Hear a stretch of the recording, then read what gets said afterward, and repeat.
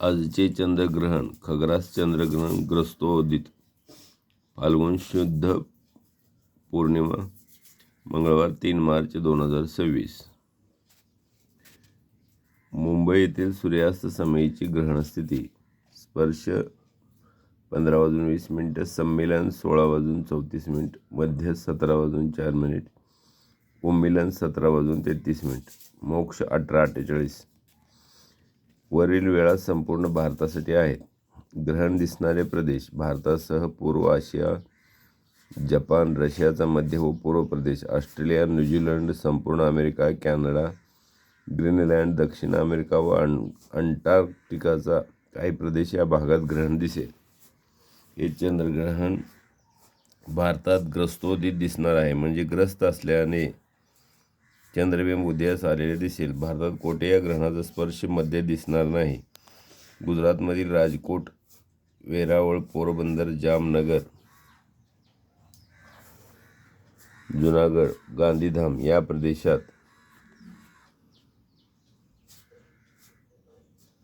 सायंकाळी 6:48 नंतर सूर्यास्त होत असल्याने या प्रदेशात एक ग्रहण दिसणार नाही, म्हणून त्या प्रदेशाचा ग्रहणाचे कोणते नियम पाळू नयेत. पुण्यकाळ. चंद्रोदयापासून आपल्या गावाच्या सूर्यास्तापासून ग्रहण मोक्षापर्यंत अल्पकाळ पुण्यकाळ आहे.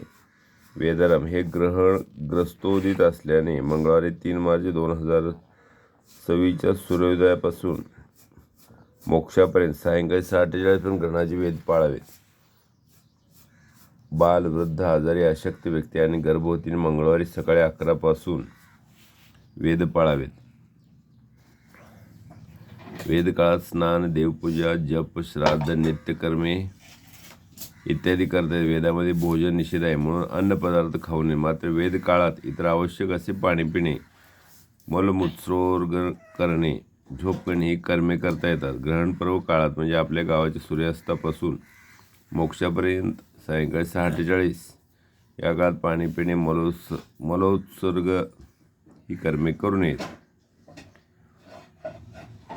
ग्रहण काळातील कृत्य. सूर्यास्त होता स्नान करावे. पर्व कालामध्ये देवपूजा, तर्पण, श्राद्ध, जप, होम, दान यापैकी जे शक्य असेल ते करावे. पूर्वी घेतलेल्या मंत्राचे पुरस्चरण चंद्रग्रहणात करावे.